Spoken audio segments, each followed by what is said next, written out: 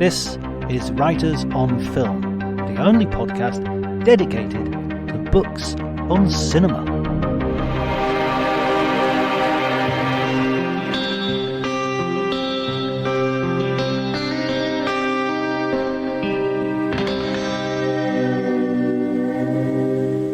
Hello everybody and welcome to Writers on Film. My name is John Bleasdale. I am a writer and film critic, and today it is my honour and pleasure to talk to Jeanine Basinger. She is a preeminent American film historian who has written tons of books, including The Star Machine, Silent Stars, A Study of Anthony Mann, It's a Wonderful Life, a book about Frank Capra classic. And recently she co-authored a book with a friend of the podcast, Sam Wasson, Hollywood and Oral History.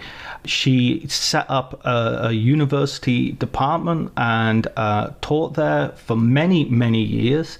And she has just talked to everybody, knows everybody, and it's really fascinating, a real privilege to talk to her.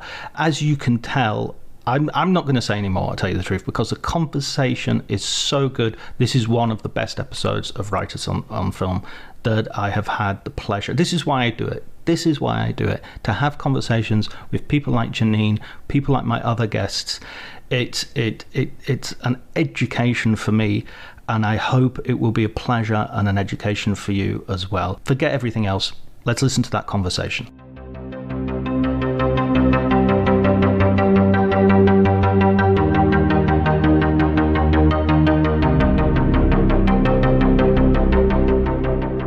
Thank you so much for doing this, Jeanine. My pleasure. Thank you for having me. Sam Wasson was very insistent. He said, you've got to get Jeanine on your podcast. He's very sweet. He was my student, and then we did the collaboration of the book together. And he's just a terrific guy. And so many great books will come out of him, have already come out of him, but are in the future. He's terrific, really terrific. Yeah, absolutely. I totally agree. He's such I've had him on twice, once for his Chinatown book and once for the oral history you did together. Yeah, a phenomenal book. Yeah, absolutely. I mean, I feel that him and Glenn Frankel and Dana Stevens and a few others, they're really bringing, the book absolutely into the future. I agree with you on that. Frankel is wonderful. The book he did on High Noon and the book he did on The Searchers, these are very good books. He interviewed me for both of those since I was very familiar with the backgrounds, and I thought, what a smart, wonderful guy. And then when I read the books, excellent, absolutely terrific books. The Hollywood Reporter has just conducted that survey. I don't know if you know about this yet, but yeah, I participated. Did you? Great. Yeah. I did too. Sam did, Leonard Maltin did, Alexander Payne did. I've sort of been, I wonder when they're going to tell us what they are. Yeah, I mean, I even think the fact that they're doing that they're doing an all-time best film book sort of poll is such a great indication of how popular film books are. Absolutely, and elevating it all.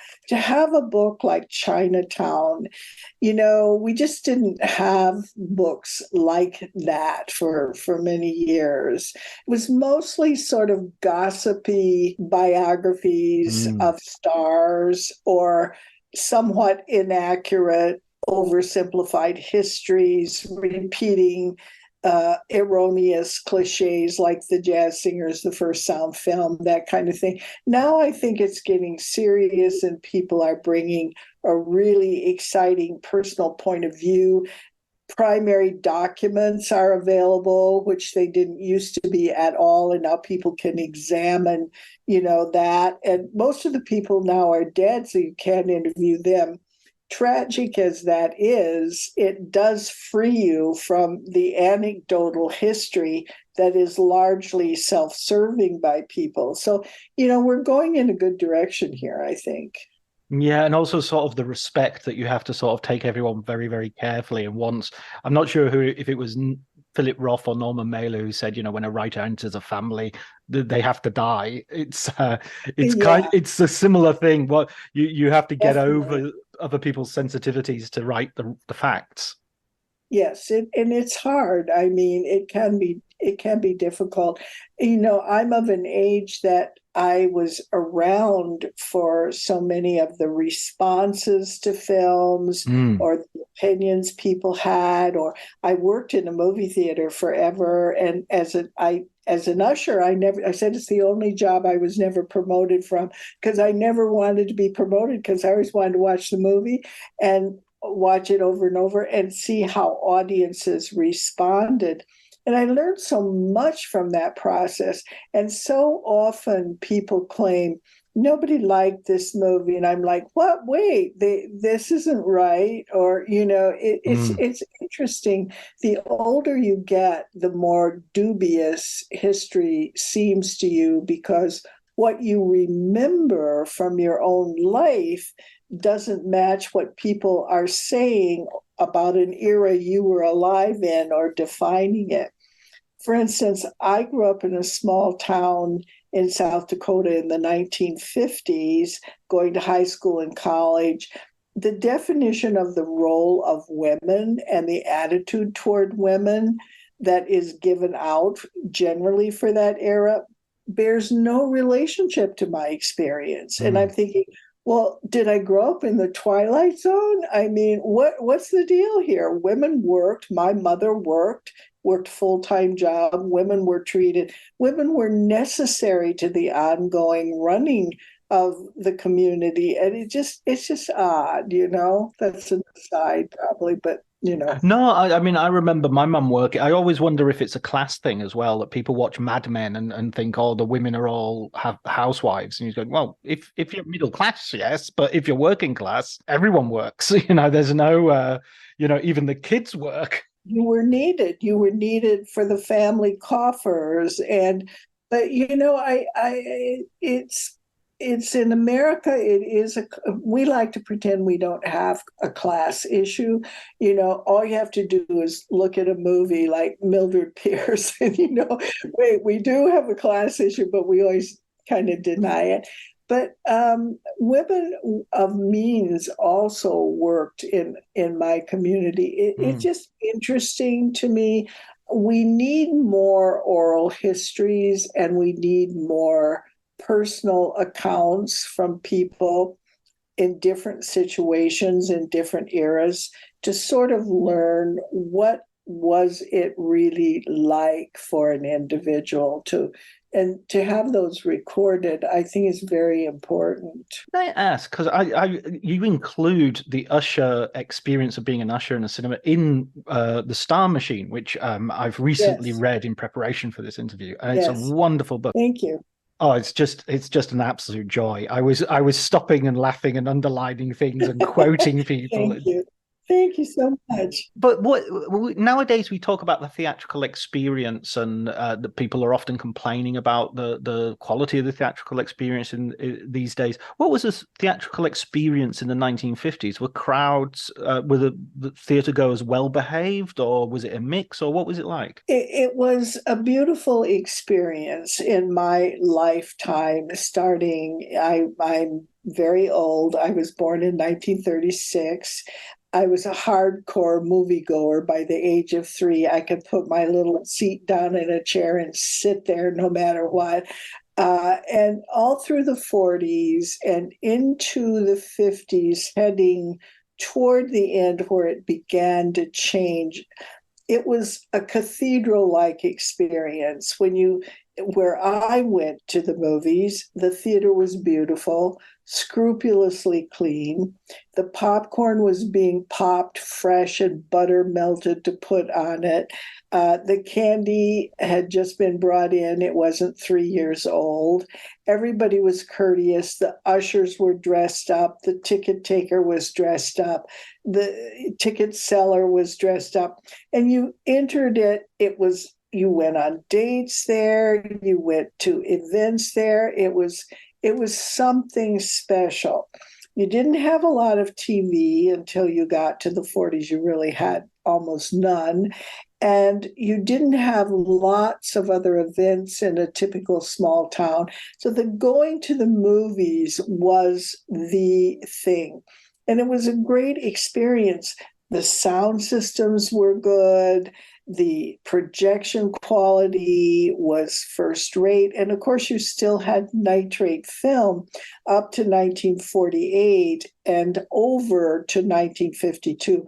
They stopped using nitrate in 48, but they had nitrate in stock and were allowed to use it. So you had nitrate going about over to 52. And when you saw the movie on the screen in nitrate in this soft seat and this clean, quiet environment, you looked up and it was like you could take your hand and just run it down that screen, that silver screen, and you would have a pile of glittering, silver in your hand. Mm-hmm. It was great. And people were respectful, except, of course, when they weren't.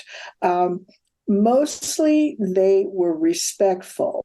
They took the movie on its own terms. They let themselves be absorbed in it. That's the great glory of the American cinema of that period. It absorbed the viewer into its universe. But sometimes people were, rowdy. They during the war, when in my community, I'm speaking for my community, when they would call, say, the Japanese by disparaging names or whatever, people booed that out. They did not appreciate that. And they began to be more participatory, other than the natural laughing or crying or screaming that you get in movies, sort of toward the end of the 40s and into the 50s. I remember very much the screening of Battleground in my hometown, which was the first major all-out combat film following the war. Nobody needed it in 1946, 47, 48, but 49 into 50, they brought Battleground. The audience was full of people who'd lived through the war, full of GIs who had returned, and they responded to that movie with a visceral feeling. And in the end, they cheered it. And I'd never really seen that before.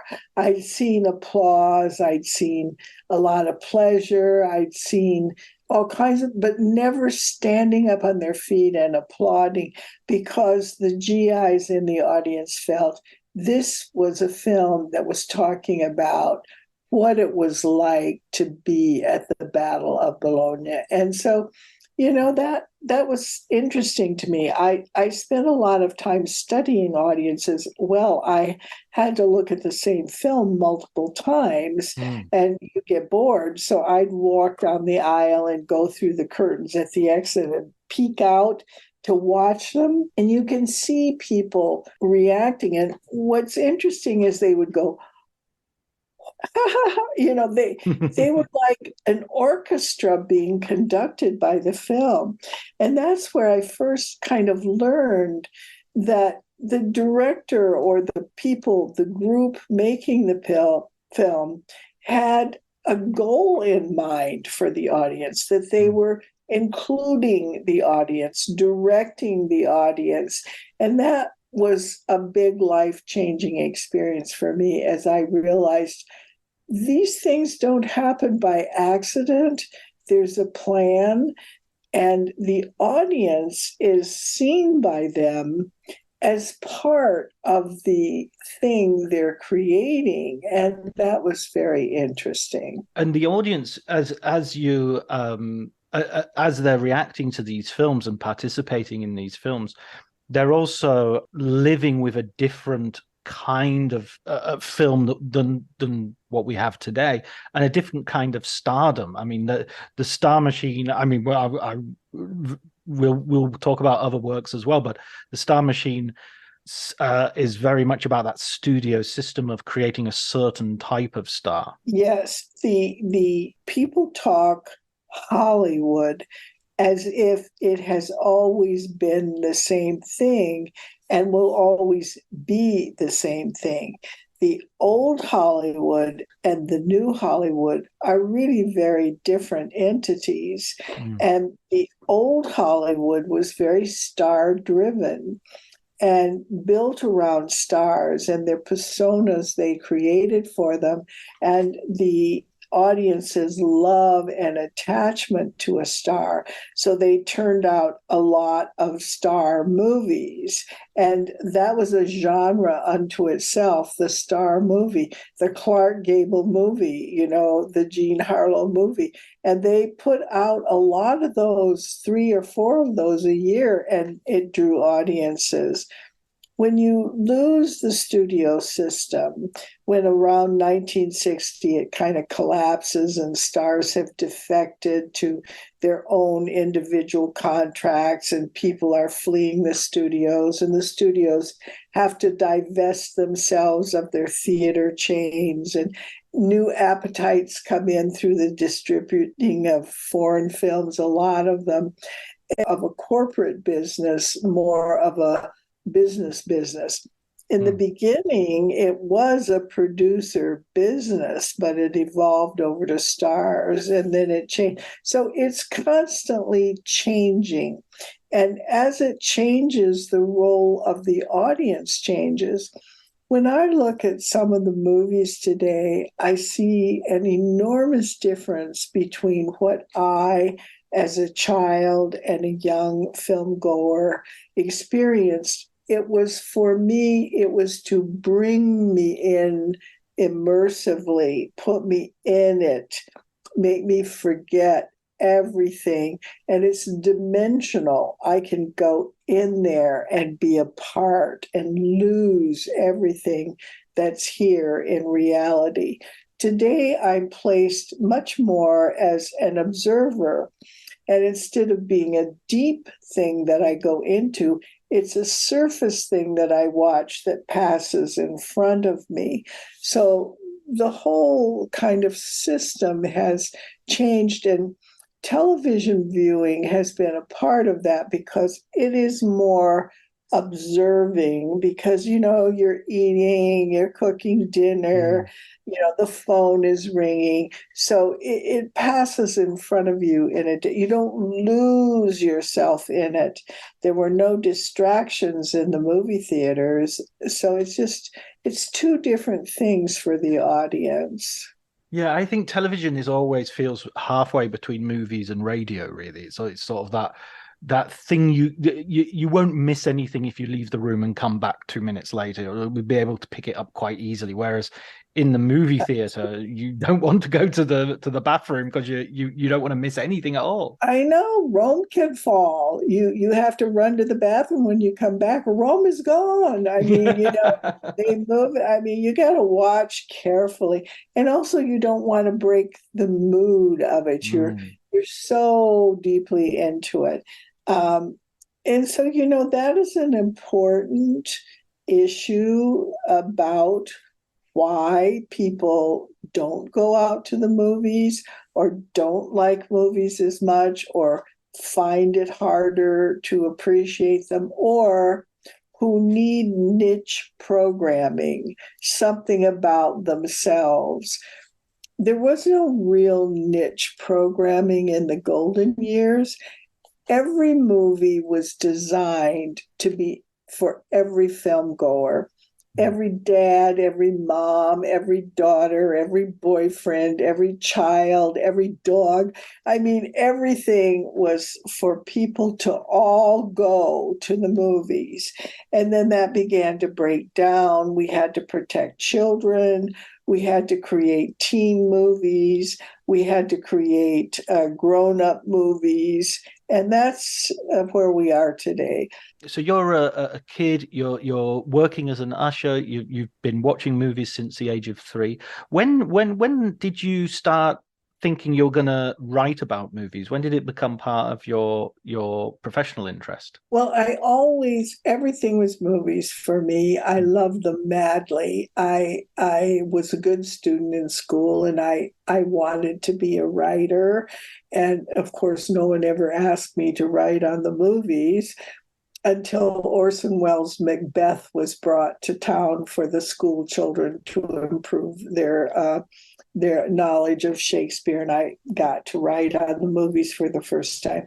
I kept a diary, which I have, about my childhood memories of going to the movies and which I liked and why. I started writing movie reviews for the local newspaper and for the high school newspaper, but I never imagined it would be a career because, it just wasn't a career that anyone from a small town in South Dakota could access during those years.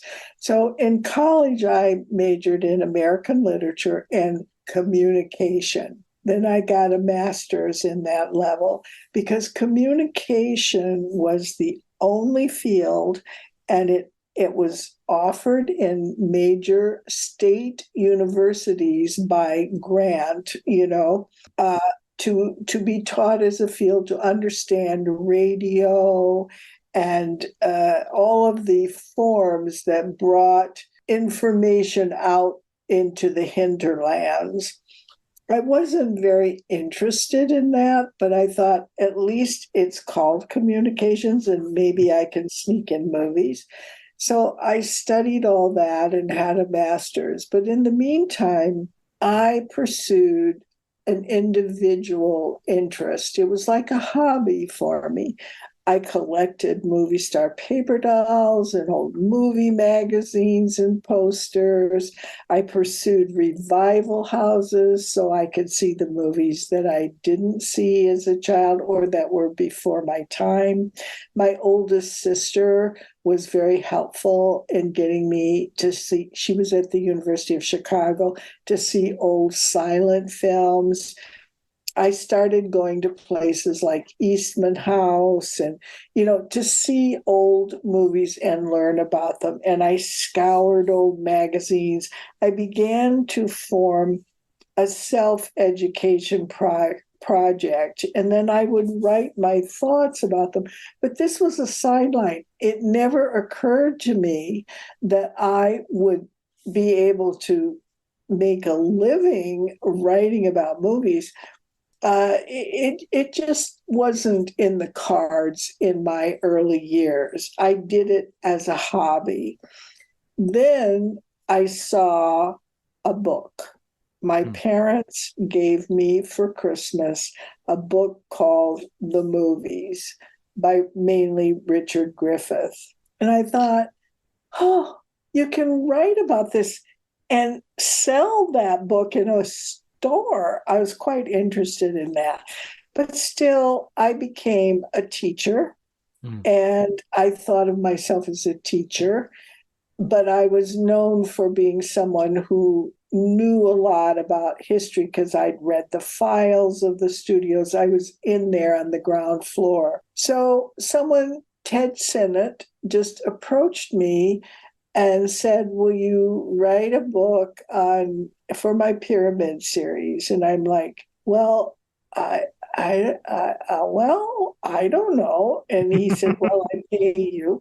And I thought, pay? I actually get paid. So I did it. And then people started approaching me to write program notes, to write book reviews, to do all kinds of things.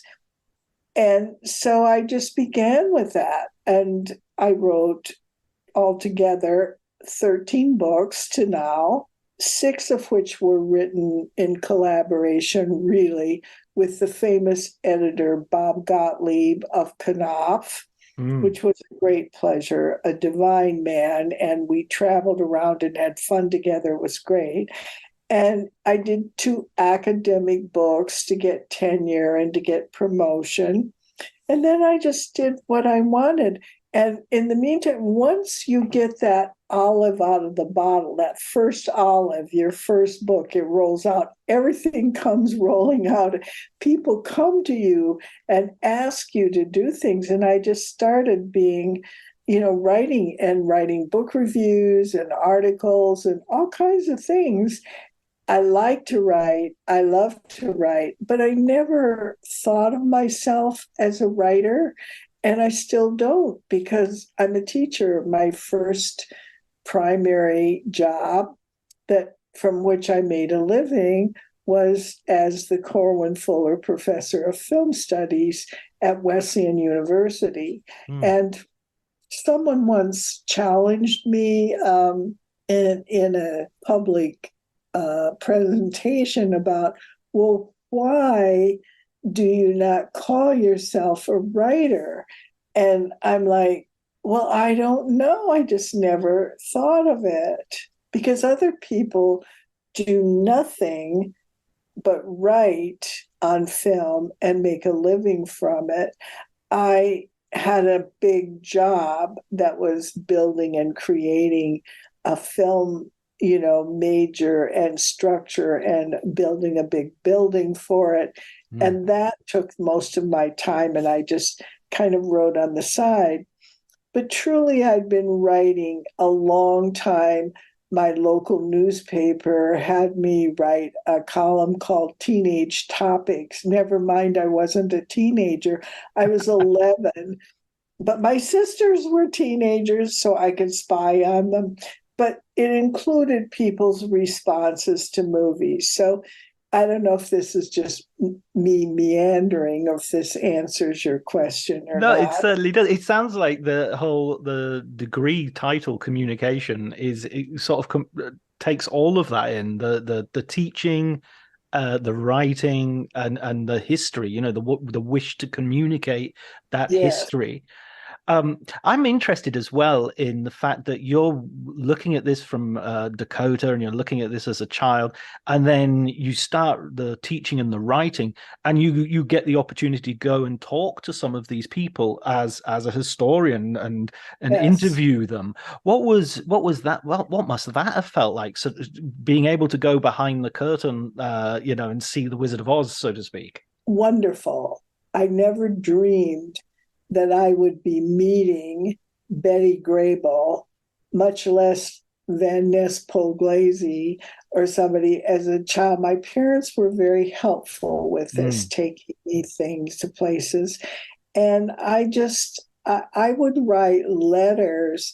And I suppose there's something about getting a letter from a 9-year-old on a farm in South Dakota, dear Van Ness Pugliese, that gets his attention. But I tended to write to people behind the scenes, not the stars. Mm. I figured I was too lowly and young that a star would actually answer me, but I was interested in process. I wanted to know how the movies were made and who did what and why, and how did that collaboration work. And those people didn't get interviewed very often, and they were eager to tell their stories. And so I began to get a lot of understanding, and they then would pass me over to the stars. And some people were enormously helpful. And one of them was Joan Crawford. And Mm. I like to give her a shout out because, you know, she's had to undergo such a bum thing through the Mommy Dearest. And I'm not speaking of her as a mother, but as a movie star, she cared very much about the business, about her career, about movies, which she called pictures.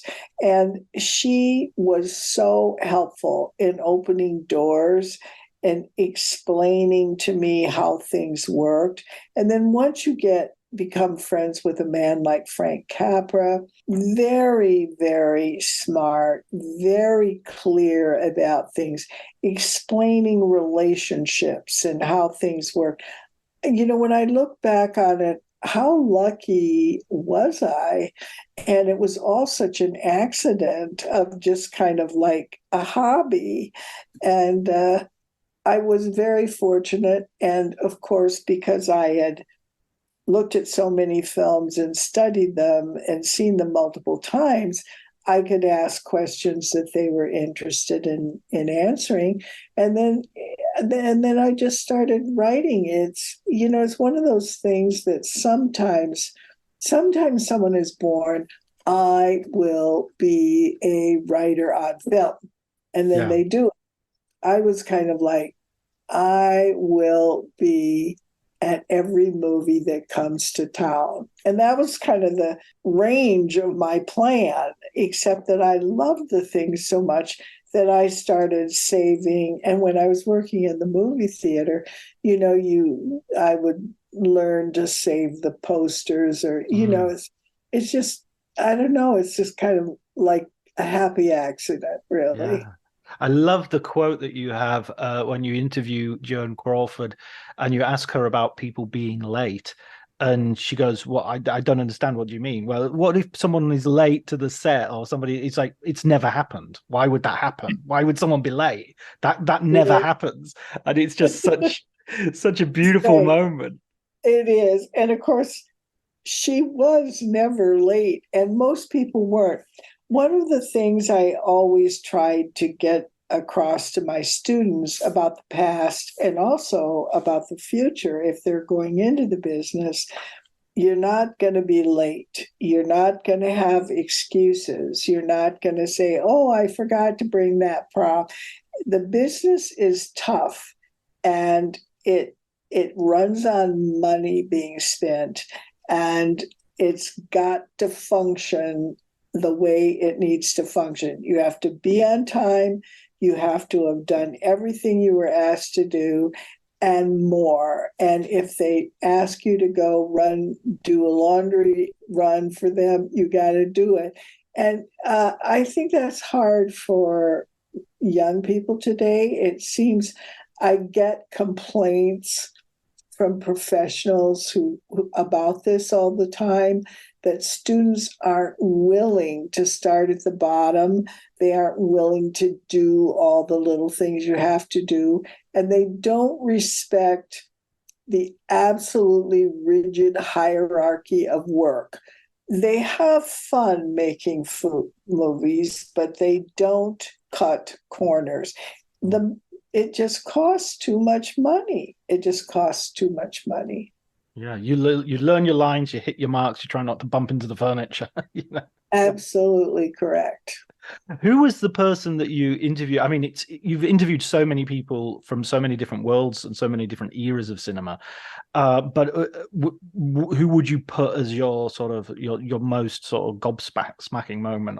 Well, there's several. I kind of divide things like this into my personal emotional memories of movies and my approach to it intellectually and historically.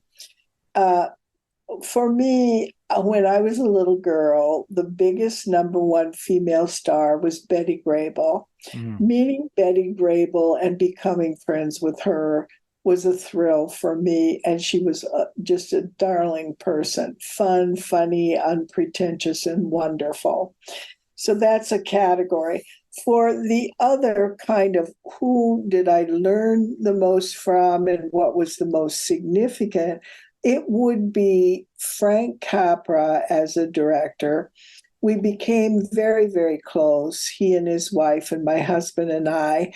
And he asked me to become the curator of his materials, his life's work, which I did. So and he was an open, fair, honest man. And I learned so much from him about filmmaking and about everything. Number one. Number two would be Joan Crawford. She talked to you about what it was like from a star's position, and she was brutally honest. And, she didn't give the star answer. And that surprised me and was very, very useful. And in the modern era, I would say, having had the privilege of being on Clint Eastwood's sets and observing him work for days at a time was very, very illuminating. I've had a lot of great experiences. So, but those are examples of categories of learning where I felt privileged and learned a great deal. There were other, Myrna Loy was a very intelligent woman and Mm. very good at explaining. Uh, Marty, of course, Scorsese, many great conversations about film, and he's a super film historian. Alexander Payne, a young director, is a devoted film historian. Great. He was just here to visit me with Sammy, and we watched movies night and day, and argued and talked. So many stimulating things. That, Setting aside the famous people, teaching for decades a group of very smart students at my university was also a great learning experience. To share a film that I knew and had seen often with a young group from a different background, a different class, and a different era, and to see how they saw the films and how they understood them was very illuminating to me in terms of, thinking about response to movies over decades. that's really fascinating. And by the way, there are so many great stars in that book who either I know only superficially or I didn't know at all, and I've got a watch list full. I've seen William Powell in a Great. few films, but I wanted to, and I'd seen the original Thin Man, but now I want to do the whole series, and I think I'm 3 films in now. With Myrna Loy and William Powell, utterly entertaining, wonderful stuff. There is nobody better than William Powell. He is one of my all time favorites. He can play drama that will rich your heart, and he's the funniest man ever on movies. And the two of them, that chemistry between them is so perfect. There will be no disappointments really for you in viewing those movies. They're just fun, and I'm so glad to know that you're doing that. It just makes me so happy. It's Yeah, great. I mean, I love film history. I love these old films. I love the fact that they're increasingly available via YouTube or via DVD reissues, physical media, or even some channels like Turner Classic Movies. Isn't that a piece of luck? Now, Mm, when I was a little girl and I saw film, I prayed to be able to see it twice, which was considered frivolous, wasteful. You went once and that was it, and then it left town, and you were never to see it again. A few films were re-released, especially during the war when they had a shortage of nitrate footage and especially any color footage. And so they re-released to fill the huge demand that the American public had during the war for movies. So I saw a few old movies during that time frame, but I really felt if I had missed one, I was never going to see it. The greatest tragedy of my life was I was born in 1936, and 1939 was Gone with the Wind, mm. and 1940 it concluded. And it was 4 hours long, and I was 4 years old, or 3 years old, and my family setting out in the car to drive. We lived back in the hills to a town that would show the movie, felt that I must stay home with my grandparents. I have this pathetic image of myself in my own mind. I've made a movie out of it. I'm running after them. No, don't leave me. And they leave me, those heartless beasts. They leave me. And that meant I would never see Gone with the Wind. And I would pore over pictures of Gone with the Wind in books. And I would beg my sisters who were older, tell me about it, tell me about it. So I just kind of feel like my career has really been a search to see Gone with the Wind, which now every time I turn on the TV, there it is. And of course, I finally saw it in the theater when it was re-released. But when something left town, it was gone. It was gone. Mm. I hate to fly. I flew in a single engine plane with a pilot who was wearing cowboy boots and drinking whiskey over the Rockies to get to a town that was showing Citizen Kane, because I thought, I, in my lifetime, will never see Citizen Kane if I don't do this. And now, again, I own Citizen Kane. You never know, right? You just never know. I've got about 4 different copies on 4 different formats of that film. There you go. But it was a different, and they meant so much to you. And if you were, you wanted to see everything, and now we have such easy accessibility. I used to have students who would come and say, "Who's Ernst Lubitsch?" Now they come and they have a backpack and they say, "Look, I've got all of Ernst Lubitsch DVDs." I mean, it just like, you never know what's going to happen. But the wonderful accessibility, free for much of it, of these old films is just so wonderful for us. Wonderful. I came to film via literature, and so I studied literature at university, and I was studying in the 1990s, but even then, the idea of studying film was considered a little bit sort of, you've taken an easy path. There was a bit of snobbishness to it. Yes. Oh, don't get me started.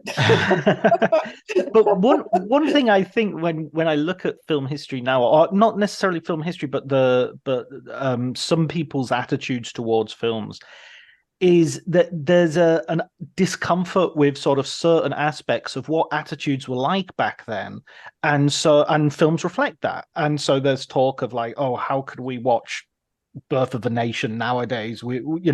Considering what it is showing, considering what it's the politics and the ideology that involved.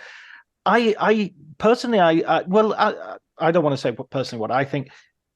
I just wanted to hear what's your take because you can't, as a teacher, you must have to address this quite frequently. Yes, I'm retired now, of course, but yes, you had to become more sensitive to how people would be seeing things that you had seen and perhaps been aware of the problems, but it didn't overwhelm the film for you. Right. So we have to give trigger alerts. We have to talk about the insensitivity of attitudes toward race, toward diversity of any kind. I personally feel we cannot pretend that we weren't who we were. We cannot pretend that we don't have this history. Some people deny the Holocaust, and we need to look at the photos. We need to look at the documents. We need to look at the truth in order to know who we can be, how horrible we can be, or to remind ourselves there's unfairness, there's inequality, there's evil in the world. I think we need to look at the films as they were, not endorse them, but the attitudes, but learn that those attitudes were there. And film is one of our most dynamic and important teaching tools in this regard. It's one thing to read on a page in the book, it was bad and it was unfair, and that's powerful. But seeing photographed images of it in documentaries, or seeing it casually thrown on the floor as you walk past it in what was a movie for entertainment, has a more powerful and lasting effect. So I believe in showing things with proper introduction and like that. I'm sorry, the phone is ringing. Somebody will get it.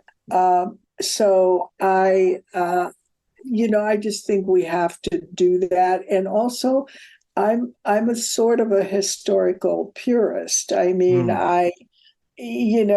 are we going to lie to ourselves? Are we going to rewrite our history? Are we going to deny truth? I mean, how is this going to be a good idea? Don't you agree, really? I mean, I don't know. Oh, absolutely. I used to have a professor called Mr. Brian Nellist, and he used to say, John, life is wider than argument. And I think that's true of art as well. Art is wider than argument.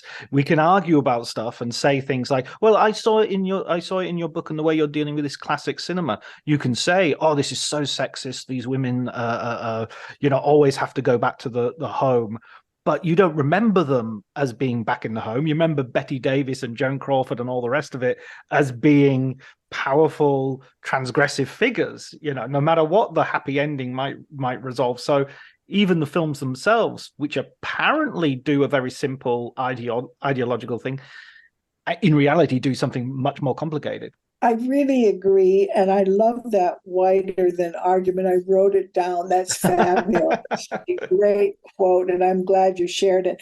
I wrote a book on the woman's film called A Woman's View. And what is important, what one realizes is these movies existed, the women's film, to take the margin away, to take the marginalized woman and put her in the center of the universe, the center of the story.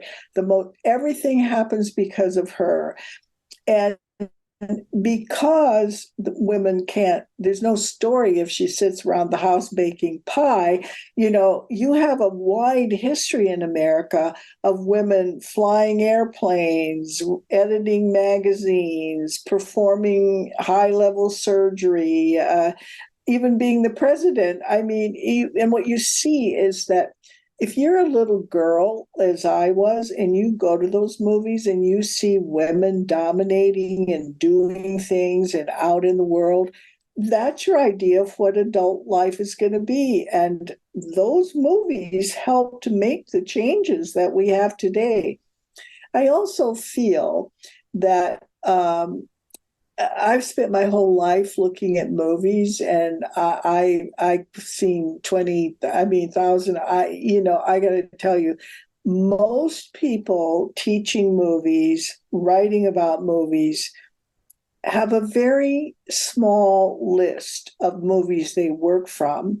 And they're movies like Citizen Kane and The Searchers, wonderful movies, but that's what they work with.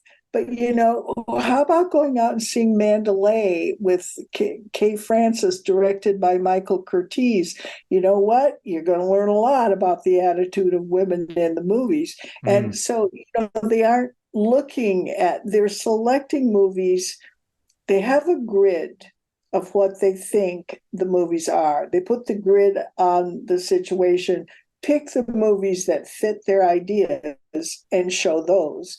They don't show movies like women repressed in old movies. They don't show movies where women aren't repressed or aren't oppressed or who are running the show and continue to run it all the way through the movie.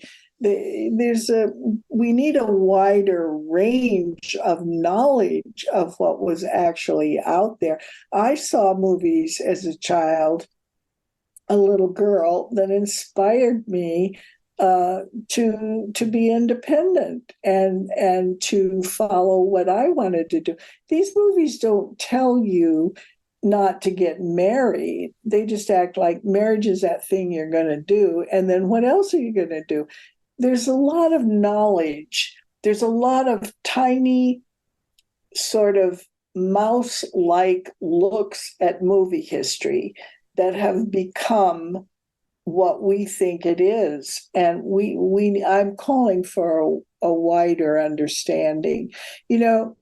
People like the big stars, the women like Crawford, like Betty Davis, like Olivia de Havilland that I talked to, they have a very strong portrait of where they were restricted and where they weren't and how they handled it. And it's a kind of pioneering feminism that's very interesting. Yeah, absolutely. I mean, I remember I love Casablanca, as I think it's a very controversial choice of mine, but I stick by it. It's a great movie. Good for you. Good for you. No, I'm joking. It's not controversial at all. It's the most middle brow idea. Well, no, but it is in some circles All because right. people say that old thing, I mean, they just do that. They want to Oh. be different and, beautiful movie representing the best of the studio system in every way. Absolutely. And I love Michael Curtiz and I love Mildred Pierce and all those other. And then I watched the Santa Fe Trail and I thought, oh no, this defeats my thesis of look at this amazingly inclusive, wonderful sort of director who's made this film of Casablanca with all these immigrants. And then Santa Fe Trail is like, oh, it's a horrible sort of revisionist, the Civil Yeah, War was a bad thing because the blacks were yeah. being looked after as slaves. I mean, it's happening again in Florida now, I suppose, but but you have to sort of look at that as well. You can't just say it doesn't fit my thesis, so I'm not gonna. That's what Michael Curtiz was made a very good movie with a message which is not comfortable to me. That is absolutely right. You can't just throw away the ones that don't fit your ideas. That is not truth. I mean, it is not good, even scholarly research. You have to deal with everything and you have to see it for what it is. And you ask yourself the question, why does this director that I like so much, who meets my ideas and my ideals so perfectly, why do we have this? Well, it's part of the fact that we tend to forget Hollywood was a business as well as an art. And there comes the fundamental clash, art, an art that's a business and a business that's an art. And those two things are always rubbing up against each other. And it means Curtiz has got to take an assignment and maybe it doesn't suit him or not. You have to research that. You look into it, you find it out. And you have to take movies on their own terms. You have to take the movie with the intentions that are in it, that come from the people who made it, or the culture, or audience need, or business practices, or something, and you compare them analytically, and you learn, and you go, but you want things to be perfect, but they're not, because we're not perfect. America isn't perfect. Our history isn't perfect. I mean, there you go, right? Well, one of the other things that I was thinking about on reading your book is this idea of the star machine. It's sort of like they've got the factory, they bring you in as a young person, Yes. and they train you, and you do this, you do that, and sort of Clint Eastwood was sort of like maybe one of the last of that school to go through Yeah. a part of that Yes. process. But then, if everybody arrives in the same way, to some degree, they all leave differently, and there's such a weird range of how people leave. Some sort of have huge long careers. Some, one of your stars has this wonderful thing where she just goes, you know what, I've had enough. And she goes and lives in France, and it's just like, and How then you wonderful. describe what hard work it was to be a star, and so how rational that idea was of just going, I'm tired of getting up at 6 o'clock in the morning and getting to bed at 3 o'clock at night. Yeah, and being told what to wear, being told who you could marry, being told you can't have a child now, being told, I mean, it's tricky. And well, it's a human thing. Some people wanted to be stars and would die for it, like Betty Davis. Some people did not want to be stars, dutifully carried it out and found, wait, I don't want this, like Deanna Durbin that you referred to. Some crumbled under the pressures, like a Marilyn Monroe or a Judy Garland, although her problems predated even her becoming a star. But you have different stories, and people respond to the machine in different ways. And of course, the business made mistakes. They picked people they thought could be stars, and the public didn't take to them. some took a long time to develop and others a short time. But there was never any success without hard work, sacrifice of time with loved ones, willingness to become the person or the persona that the studio could sell, cooperating with a very ferocious and demanding business system. But these people lived better. If you think about women who came from families where there was no father, no financial security, someone like a Norma Shearer or Joan Crawford in the old days supported all their families. Mary Pickford did too. I mean, these were pioneer career women working, they were our first real entrepreneurial women. And to say that they didn't have any kind of control. They had the control they could exert, and they learned how to do that. And, they pioneered that, which was good. Like Clint, he got a report card from Universal. I have his report cards. And, they were in school, they were being taught, and what can he do? What can he not do? Is he cooperative? Is he not cooperative? Does he have potential? What can he do that we don't think he could do? In Clint's case, it was sing and do music. And the conclusion on Clint's post on his card was, he's a very nice boy. I always like that. He's a very nice boy. But they saw people and they tried to turn them into stars, and they had a plan of what that meant. But, when you think of what a crapshoot that would be, accidents had to happen. The public had to pick up on them in a role. Oh, I don't like Jean Harlow as the wealthy girl.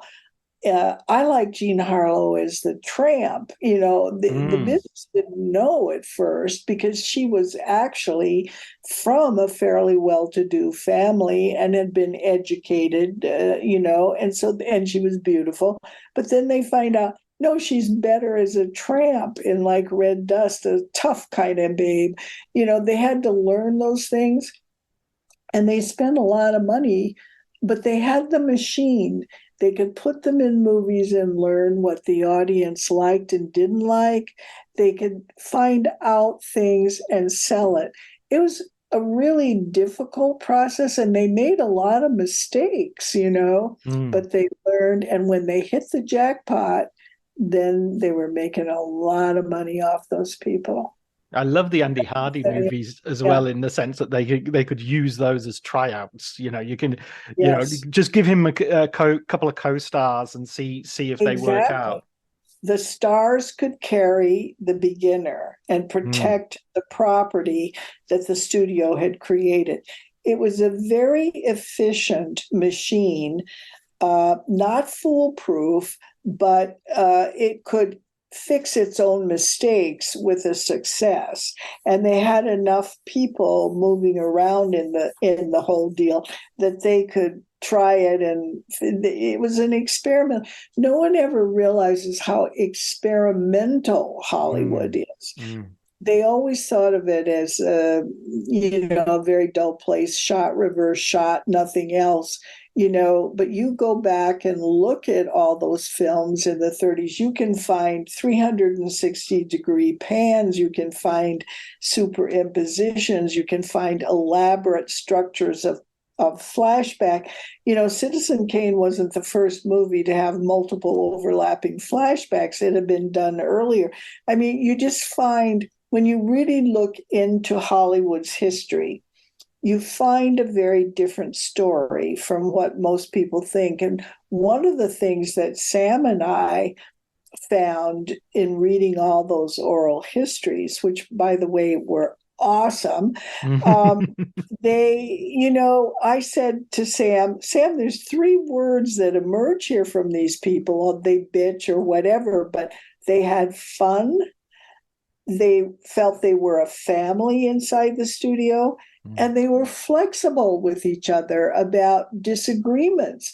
Fun, family, flexibility are not three words that most people associate with Hollywood, you know? Yeah, there's almost like a cynicism. I mean, Andrew Dominic, Yes. who's a filmmaker I admire from his earlier films, his Blonde is kind of like, unless you look at it as a horror movie or a fever dream, it feels like a complete, or even say Babylon, the Damien Chazelle recent film. So there seems to be this tendency to treat Hollywood as if, we're discovering Hollywood Babylon all over again, years after Kenneth Anger wrote the book. Yeah. We're discovering someone who wasn't really there much, his fantasy version of what he thought Hollywood was all over again. Sam and I talked about this a lot when we were doing our book. The Hollywood as a trash pit, Hollywood is a sin capital. Hollywood is this ugly, venal place. Nobody's thinking that there weren't elements there that you might feel question about, but let me come and ask me about where I grew up, ask me about my high school, ask me about my, you have things any place where there are human beings, but Hollywood had glamour, it had money, it had beauty. It created desire and in people. And when you have that element, there's always some people who want to tear it down or make it, or wallow in what is conceived to be its badness. Hollywood was a community of people who bought groceries, voted, got married, God knows multiple times often, and went home at night. Look, in the days of the studio system, stars worked 6 days a week. They only had Sunday off. They had to report to work by 6 a.m. They seldom got home before 9. And they had to study for the next. I mean, these were hardworking people who didn't have a lot of time to fool around, which doesn't mean that some of them did fool around. But, the hatred of Hollywood, or the desire to make Hollywood ugly. Hollywood is one of America's best things, I mean, it's a heck of a lot more decent than Congress. But, nobody wants to know about that. But the thing is that I like people, what we noticed over and over in reading the oral histories was that the older people who had been working in Hollywood all along were beginning to say, the books were starting to get written in the 60s, and they were saying, wait a minute, these people weren't there. I never heard of this guy. He's never even been in Hollywood. Who are these people who are doing this? And where does it come from? I don't know. Babylon, to me, forgive me, anybody who loved it or the people who made it. I know how hard it is to make a film. I respect that. But that was like a joke. Yeah, I there was one good scene in it, and it was Brad Pitt talking to the gossip columnist, and it was just two people in a room, and it was the only bit that was like felt honest and felt real. The rest of it just felt like shambolic spectacle to me. Do we need that? I don't know. Anyway, excuse me. No, absolutely. But final question, because I know I'm coming to the end of my time here, but I also think that there's much more continuity than, of course, the business machine, the way studios work has changed. Now we're in the middle of a strike, but then again, we had strikes at the beginning, and we had strikes that created the Oscars come from a strike. Right. And even that feeling of the star machine, I still feel if I look at someone like Tom Hanks or Robin Williams, you can see how their career sort of sputtered into beginning, and then suddenly they're at the top, and then they're at the top for 5 or 6 years, and then they're sort of consigned to another sort of category, and they don't go down, but they, they do a bit, Mhm. How do you feel today's? Because there is this argument that stars no longer exist. It's the franchise which sells the movie rather than it's James Bond people are going to see, not Daniel Craig, or it's Iron Man they're going to see, not Robert Downey Jr. Do you think stars still exist? I mean, I've got my own opinion, but I want to hear Yeah. yours. Yeah, we're partly going to see Tom Cruise, in Mm, Top Gun. We don't need that franchise back zillion years later, and it's only the second film. But I do think stars exist, but I think they're not being, they don't get the opportunity to shape a persona over time that could then be sold for decades. They're going to last a shorter amount of time because there's so much for people to choose from today. And movies are so expensive. You can't, mm, like, Cary Grant once made 7 movies in a single year. So you saw Cary Grant at your theater a long time and you had a chance to fall in love with them and want to see more of them. You don't get that as much now. Where you get the coverage is in the tabloids. mm, So in the old days, the system protected the image of the star, created it, put it out there, and protected it. And if they had a bad scandal or whatever, hushed it up, created a consistent picture and portrait. And there were movie magazines and ads with these people telling you to smoke this cigarette. And these people were in your life as part of your life. Now, if a star has clay feet, those clay feet are going to be on the cover of People magazine. They're going to be on YouTube. They're going to be all over the internet.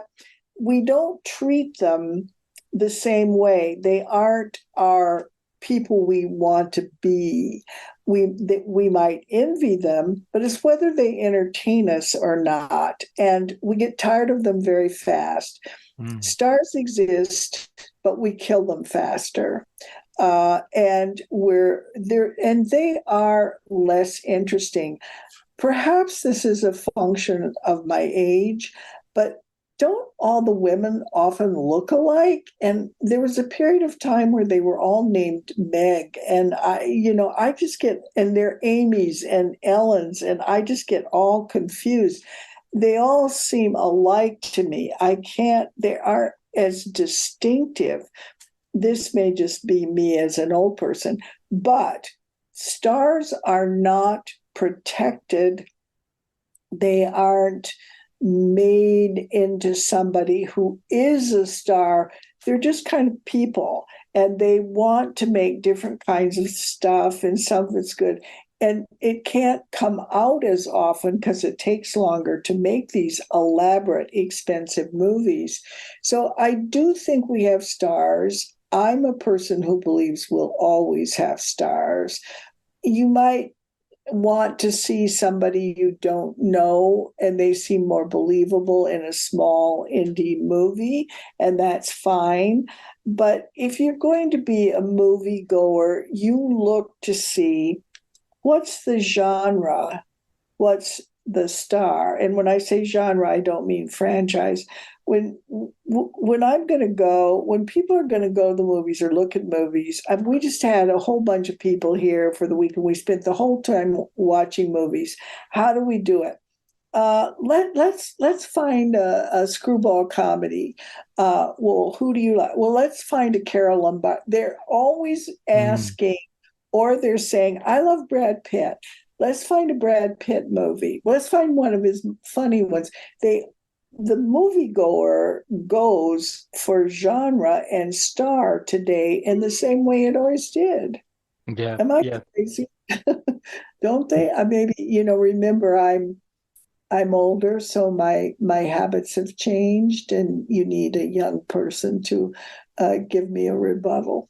No, I see absolutely what you mean. I think we're desperately searching for stars. I think Yes. everybody sees Timothy Chalamet, and we kind of almost jumping on him before he's even he makes sort of like one great movie, and we're like, yes, he's the guy. Let's do him. And Yeah, he sort of has to do his growing up afterwards, and right. and And he may not have the star power that we thought because we saw him in one movie. mm, The great thing about the old days was when we saw him and what we thought he meant, he could then be put in vehicle after vehicle after vehicle designed for him to develop that idea, to create that bond with us as that character. But actors don't want to do that anymore, and they can't do it as fast.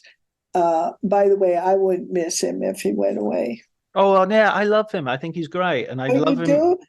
I I'll think, take a yeah, second I'll look. take him. I'll take him as a star. I'll take him as a star, Okay. definitely. I'll take Brad Pitt as a star. I will too. Who else of the young people will we take? I mean, Brad Pitt's no longer young, I'm afraid. No, I was Um, going to say, notice I've already got old people. yeah. Of the young ones, I don't know. I don't know. Who do you like? It's who would be? I mean, again, Amy Adams, but she's well, Jennifer Lawrence, but again, she's sort of. Definitely. Yeah, she's But getting Jennifer old. Lawrence is definitely, someone I want to see more of. And I completely agree. I would go to see her play Anne of Green Gables. I mean, she is a star and yeah, a very good actress. yeah. And again, we sort of saw her in the beginning in a sort of low key indie movie, Winter's Bone, and thought, wow, who is this girl? She's amazing. Is she even an actress? This is amazing. And then she Exactly. could do the star thing as well. That was what was great. You could pull her out of she was so great in that movie. And you pulled her out and she could be in any kind of movie. She's never given a back. She's really great, I think. And Yeah. then, yeah, I don't know, very young ones. I mean, Tom Holland has come off the Spider-Man things, but he's done things like he did the what was it, the City of Gold or the Lost City of That's it, Zed, which which was good. yeah. I don't know, I think it's harder. There's a lot of noise surrounding it all. Mm, They sell the films to us, on explosions or rolling fireballs, or on this is an indie where two people will sit on the couch and talk. I mean, and you have Coda, which was a wonderful movie, and then are we going to see those people again?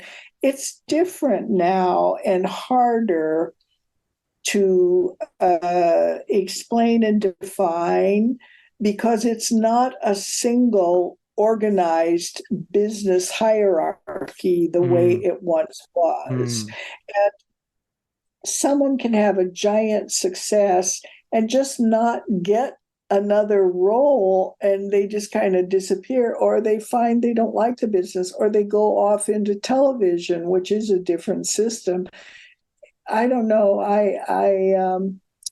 It's harder. It's harder today. I think Florence Pugh is probably the youngest person I know who the films I anything that comes out I want to see her in. Yeah, very um good. Adam Driver as And well. Tilda Swinton's daughter, Mm, who was in those, she's very interesting. But mm. look, we're scraping around here. Yeah. We could sit for the old stars, each of us start talking, and we could name 20 male stars and then 20 female stars who are interesting.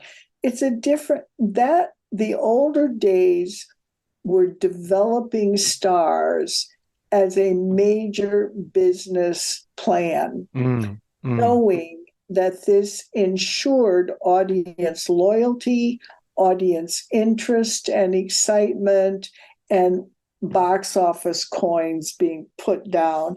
And that was what they did. And they created vehicles to accommodate the persona that we believed in about those people. And that's a different kind of business from what we have today. Today is more about individual directors or writers or stars creating movies that are more personal projects. Mm. We still have the big, films, but so we're not into a system of developing the star. If the star gets accidentally developed, and goes forward, then they follow and use it, because the star can decide also whether to do the film or not, and can form his or her own company to make projects for himself or herself. And in the old days, that was not the case. I was just thinking actually about Barbie and Oppenheimer, Barbie Heimer, Yeah, and in a way, that's to exactly those things you're talking about, where Margot Robbie has her own company as a co-producer on that, right. or just a producer, I think, on that. Whereas in Oppenheimer, Cillian Murphy has been kind of like a group player, troupe, part of Nolan's all the way through his career. And he's been given a big lead in a way that he wouldn't necessarily, it's because Nolan knows him, trusts him. He's the guy he's seen him on set. He knows he wants him. So the star maker is really Nolan in that case, whereas Margot Robbie, the star maker, she is kind of herself, because she's making the making the movie. It's a perfect analogy. I mean, it's a perfect explanation. That's exactly right. And the Oppenheimer star has been a non-star on our screens for a long time. He steps up, it's just, definitely. Yeah. Robbie would have been a star, and it could have been a star in any era, I think. Yeah, absolutely. She's like Nicole Kidman. She's got that glamour. Absolutely. Listen, Jeanine, a wonderful. I could talk to you for hours. It's a real pleasure. I've got one final question, which I ask everybody, which is a recommended film book. A recommended film book. Well, you've already read Sam's book on Chinatown, which I would recommend. But have you read his book on Breakfast at Tiffany's? No, I haven't. I think it's called 5:10 a.m. in the morning. It's a really good, smart book. And if you like Chinatown, you would love that. So, of course, I'm recommending my friend's book, My Darling Sam. And there's, for a film as film book, I have all my life liked V.F. Perkins's book, Film as Film. It's a very smart book, and I like it a lot. And I don't know if you ever read Bud Schulberg's autobiography. I forget the name of it. It's on that list that we received when we voted. That was a real insight into growing up in the old Hollywood, and what it was really like to be a person working and live, in a family, his father being B.P. Schulberg, of course. That is a book that gives you insights that you don't get. But Sam's book first. Read Sam's book. I think you will like it a lot. Yeah. Oh, absolutely. That's have you definitely got a recommendation for me? Oh, have I? Oh, well, you'll have read them all, surely. Have you read City of Nets, the Otto Friedrich book? I have. Yes, I have. I told you it's useless. I'll just. There's Jason Israelovitz has written a really good book on The Wrong Man, Alfred Hitchcock. Oh, I have not read that. And I teach that. I'm writing it down. You see right here. I would be very interested. It's called Nothing to Fear, Alfred Hitchcock and the Wrong Men. And it's kind of using the history of the true story, a little bit like Glenn Frankel's approach, and using it to talk about what is kind of one of the least Hitchcockian Hitchcock movies. Exactly. And a very interesting movie starring a sort of non-Hitchcockian actor, Henry Fonda. I teach that film actually in my Hitchcock course because it is different and it makes students really think because of that. So I'll definitely read that. That's a great thing. City of Nets book was not from, I mean, it's a book that people love and I respect it, but I had heard all those anecdotes and all those kinds of stories before.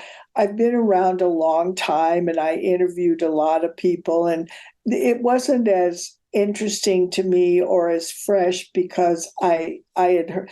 I respect it, and I think if people haven't read it, they would enjoy it. But for me personally, it wasn't one of the greatest books that I read. I like Molly Haskell's book on the woman's film From Reverence to Rape. It's an elegantly written, very intelligent book also, you know. She's going to be on the podcast in, I think, 2 weeks. Oh, give her my regards. I'm a friend of hers, but also a great admirer of her. She's a really intelligent, elegant woman.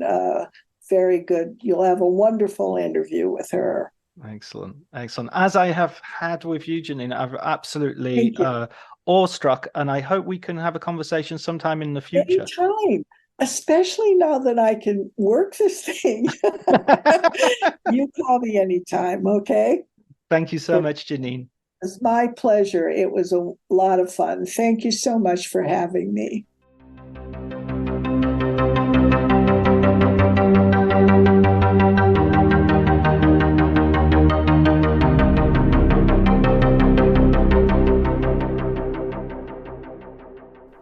So that was my conversation with Jeanine Basinger. It was a real, I mean, I don't think I was overselling it, right? I don't think I was overselling it. Hopefully she will come back and talk about some of her other books. She's got so many. She's got, I don't know how many books, well over 10 books. And I've only just scraped the surface. So I'd love to have her back and to talk about some of those specific subjects. She's just got so many stories, such a brilliant point of view, and so amazing. Anyway, I hope you enjoyed it. I think it can rest easy that you did. Thanks go to Elliot Atkins for the music, Ali Harwood for the art, and thank you, listener. By the way, next few guests coming up, we've got some crackers. So I hope you will tune in. Until then, take care.